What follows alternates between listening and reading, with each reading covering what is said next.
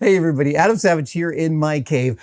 We are so excited you guys are enjoying the episodes we shot while visiting the season 2 set of Silo. And it has been crazy exciting seeing all the props and costumes and sets and even action sequences that we witness now showing up in the episodes streaming on Apple TV+. And we have one more cool thing to share. Last summer, I moderated at San Diego Comic-Con the season 2 Silo panel. And in anticipation of that moderation, I executed a little Silo adjacent video here in the cave. And we finally get to show you that build. So enjoy. Hey there, everybody. Adam Savage in my cave. And today we're talking about candy, Pez specifically. This right here is a Pez dispenser. When I was first on television, the first thing that really surprised me was how close you have to hold stuff to your literal face to make it work on camera. For instance, this looks great to you. This looks like someone holding something up. In person, it's almost claustrophobic. I'm holding this like 2 inches from my eye. It's a very funny thing. Mr. Heineman, side note, Mr. Heineman loved to do things like, this is a Pez dispenser. He'd be like, Jamie, can you hold it so we can see it? And he'd be like, this is a Pez dispenser. I'm like, Jamie, hold it so we can see it. And he's like, this is, and then he'd finally, no, he wouldn't. Anyway, this is a Pez dispenser. These have been around since 1927, invented by Edward Haas III as a potential method for quitting smoking. He invented a little dispenser that dispensed round candies that were called Pez dots. Later on, he came up with they changed the shape to the square, and then they started making unique dispenser tops for this, and the world has never been the same. So they came to the United States in 1952, since which over 1,500 dispenser tops have been designed and released. These are highly collectible. This holds the first U.S. patent ever awarded for a dispenser. And currently they sell 5 billion of these candies a year and ship 70 million of the dispensers. So a deep part of American and world culture. This is out of Australia. Oh, sorry, Austria. Apologies to both Austria and Australia for that mix-up. Manufactured in both Connecticut and in Austria, they are still an important part of American culture. And I am talking about them today because they are a key, important MacGuffin in one of the best TV series going today, which is Apple TV's Silo. This very weekend, I am heading to San Diego Comic-Con to moderate the panel, the Silo panel for Apple. I couldn't be more excited. And in gearing up to it, they sent me a couple of pieces from set. The Ducky Pez dispenser is a important MacGuffin in season 1 of Silo. George Wilkins gifts it to Juliet Nichols with a message that he found what he was looking for under the Silo. Spoilers. But what Apple's asked me to do is to do my own treatment of this Pez dispenser to weather it and make it look like it's old. We don't know how long the silos have been there in the narrative. It could be hundreds of years, it could be thousands of years. It's probably not thousands of years, but the time dilation is hard to quantify. So Apple's asked me to weather a pair of these, and I'm gonna do it. Now, like I said, I visited the set, and I visited craftspeople across the gamut in that show, from the scenic department to the props department to mechanical props department to special effects to costuming. The costuming on Silo is really deep, and there's a ton of really amazing narrative stuff going on within the costuming that I didn't even notice on my first watching. It's just fabulous. Oh, why is it called Pez dispenser? P-E-Z. Well, the German word for peppermint is Pfefferminz. I'm butchering that, I'm sure. But the word P-F-E-F-F-E-R-M-I-N-Z, Pez, takes its letters from the beginning, the middle, and the end of that word. Pfefferminz. There it is. I didn't know that before I did this video. So we are about to paint a couple of these Pez dispensers. And what's really cool about visiting the silo set is, look, fiction is all about creating scenarios and creating characters that go through those scenarios. If your fiction is set today, you don't need to do a lot of explaining to me how the world works because I know how my world works. And this is what modern fiction tends to do. It tends to create familiar worlds so you don't have to do so much information transfer about how this world works. Science fiction is totally other. When Hugh Howey set out to write the Silo books, he's writing a scenario that we have no modern current bearings for. And so what belongs in the Silo world was a question he was inculcated with for the whole time he's writing this. And then they go and make the show. And Graham Yost was telling me that, like, the first few weeks of production, like 1,000 questions a week. Does this belong in a Silo world? And towards the end of production, like 1 question a week. Like everyone on the crew, from painters all the way up to camera and lights, eventually understood, eventually learned. And this was a story I heard repeatedly on set. Each department learned what the Silo world was and executed on that level. But there was this whole learning curve. It's really, really cool.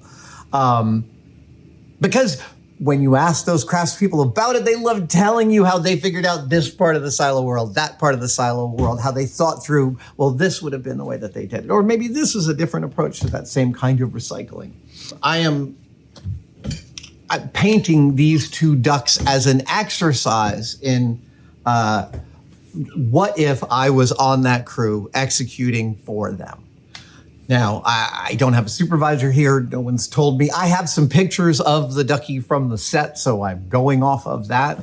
But the goal here is to finish this in about an hour.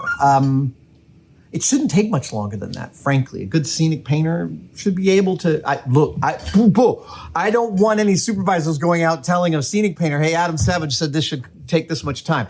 That's not the way this world works. Please don't. What I mean to say is, if I was doing this, if I was supervising this, I'd love someone to take about an hour, take care of it. I would expect me to do this in about an hour. Your results may vary, and probably should. Who knows?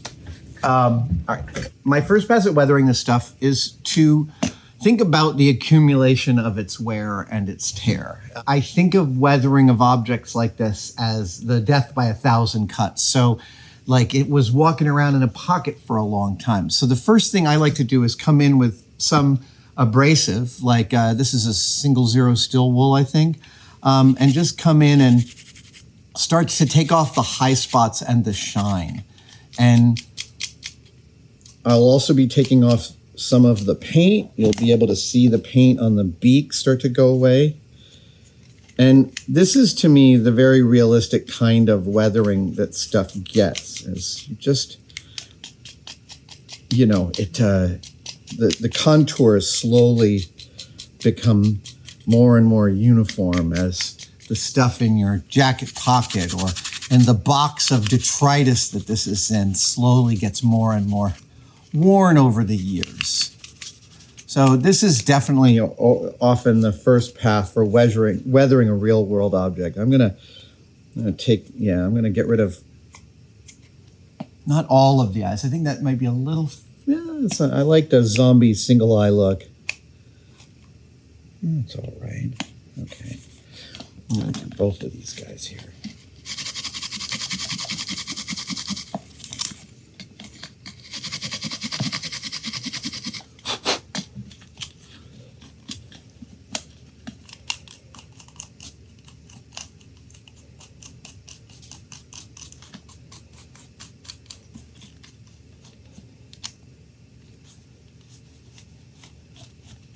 Great. All right, so I think the steel wool has done what I want to do with the paint. I'm now going to bring in some Scotch-Brite, and Scotch-Brite is a little more of a, yeah, see, that's where it'll really help, is in stuff like this around the edges. That's also the kind of high spots that get taken down by life and aging. Yeah. All right, we're going to go for both of these at the same time. time.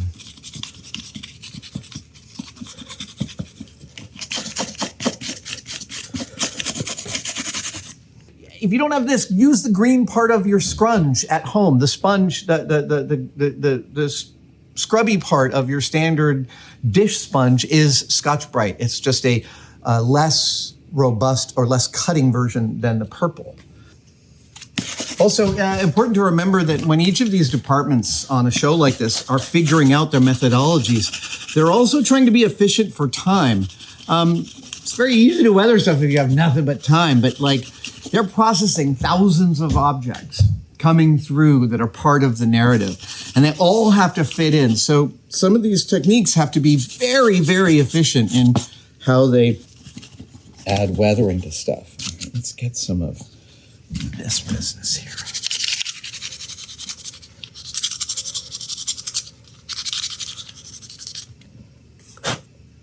Well, I'm going to try and do these in less than an hour, which, to be fair, probably just about enough time. Like, if I gave an employee a whole bunch of these, I'd like them to do maybe 30 in a day, I would imagine. I don't know. That's something I would expect myself to be able to finish in a day once I built up the process. Thinking about being on the clock is one of the most useful frames for getting stuff done. Okay, so now my hands are dirty and I'm getting dirt on this, which is actually kind of ideal.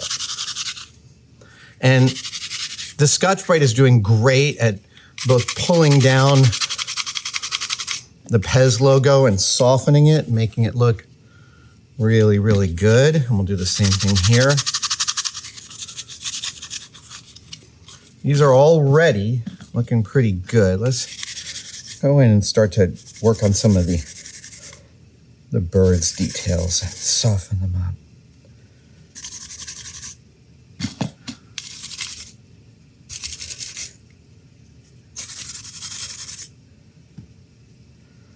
Okay, so now there's something else I want to talk about, which is that oftentimes something that's weathered ends up getting a ding. So let's add a couple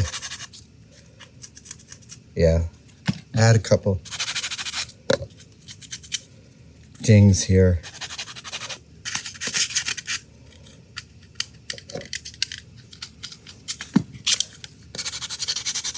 I'm doing these in a kind of identical fashion, simply because I'm expecting that these would both be a prop that you get to see. This is just adding some scrapes and bruises. They're already looking kind of fine.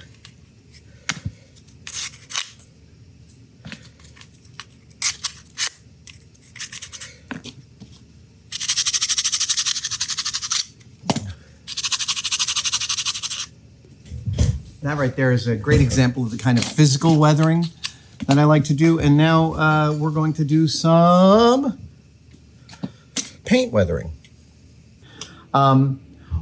Okay, so that's, once I'm done there with and I will go, so it's like I'll start with steel wool, I'll go to the Scotch-Brite, and then I'll go to the sanding stick. But it's not like it's a perfect progression. I'll come back after all that and hit it again with the steel wool to smooth it all and regularize it. And again, you don't have to worry about getting into the interstices there because it's weathering takes off the high spots, right? It blends it all together. I'm going to start with one of my favorite new weathering things, which is Vallejo Black Wash, which I love, and also the Micromark Age It Easy Brown Wash. One of these is water-based, one of them is not. That actually works for me. What I found was the brown kills a little bit of the vibrancy of the blue and makes it look a little more weathered. One of the primary ways in which plastic weathers is that ultraviolet light breaks down its polymer chains and fades its color. So if you have a color like blue, whose opposite on the color wheel is yellow, using like a brown tint that's got some yellow in it is a great way to kill the blue. What? The first pass of weathering is always, always terrifying. So here's what we're gonna do. We're gonna just get this whole thing coated in the Vallejo black wash. Plastic's great for this. And I'm not even gonna try and like hold it uniformly.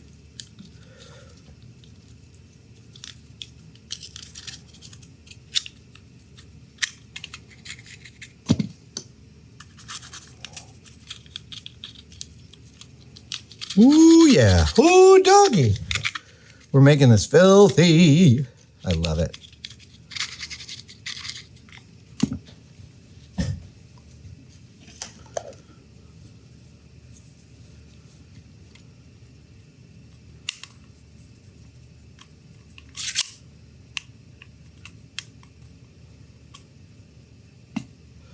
Okay, now I'm going to use a blow dryer on this.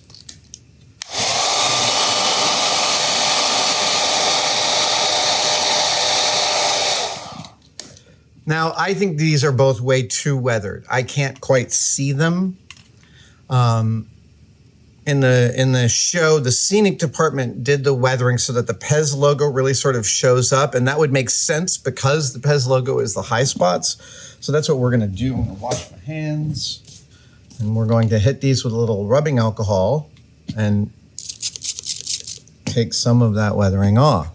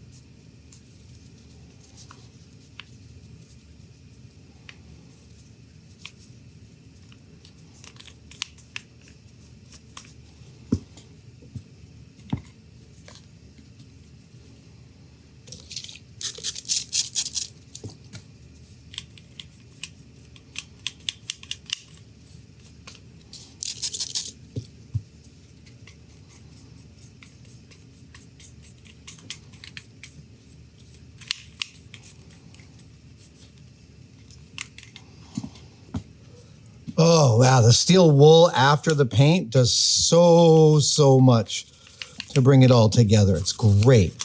It brightens it up. It brightens it up at the high spots, which is where they would get wear around. But it also gathers it down in here and these zones here. Yeah, this is great. All right, let's try this brown one. Oh, that's nice. Oh, I like that. Very subtle. It's a very yellow. Yep. And what's great about that is it's killing a little bit of the blue's vibrance. And that's really important because plastic fades over time. Now I'm trying to get it more where, you know, where it would be.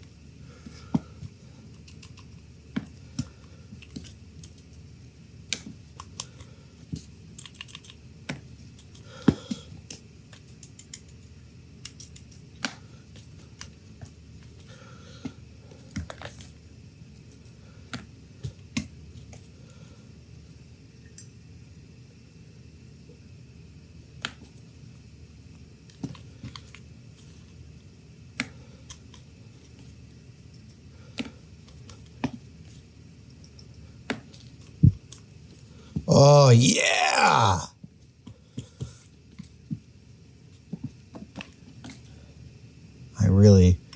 I'm digging it.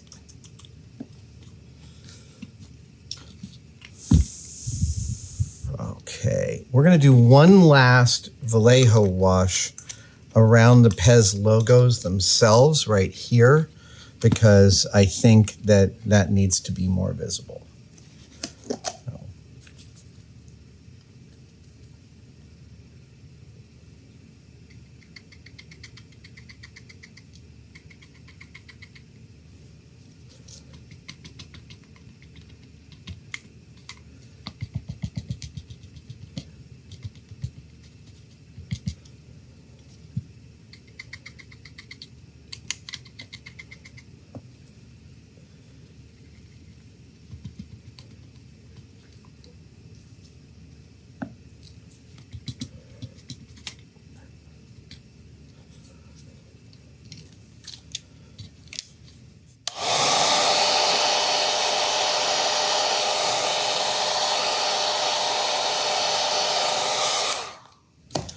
Now, you're on a crew, you're going to find the person who paints these and you're going to give it to all of them to the same person to paint them. There we go. Now you can see Pez.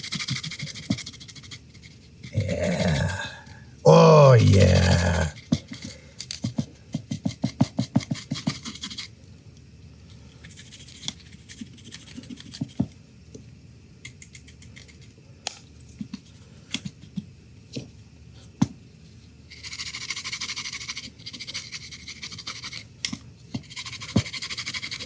There we go. Now the Pez logo stands out.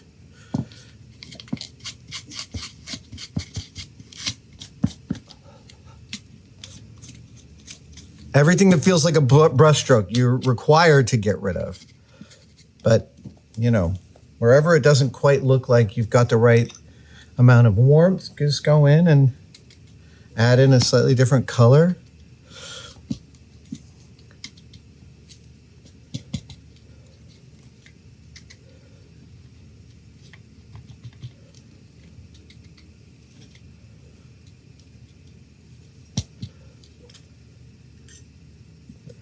I know I'm contaminating my weather paints, but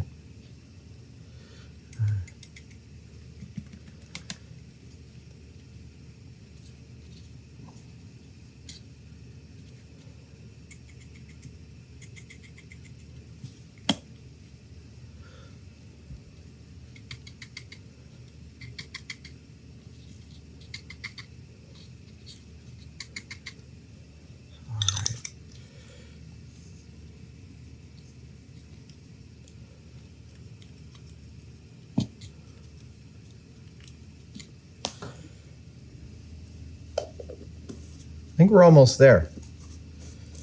Oh, right. I want to do this. This is Fuller's Earth, or this is basically diatomaceous earth. Currently, they don't use this anymore in the film industry. They use walnut shells, but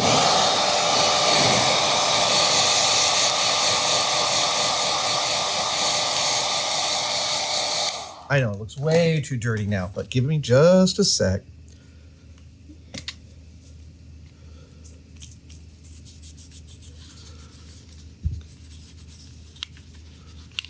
There you go.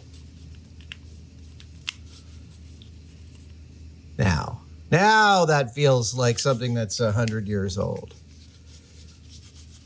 Okay, we have our ducky. We have all of our ducks in a row.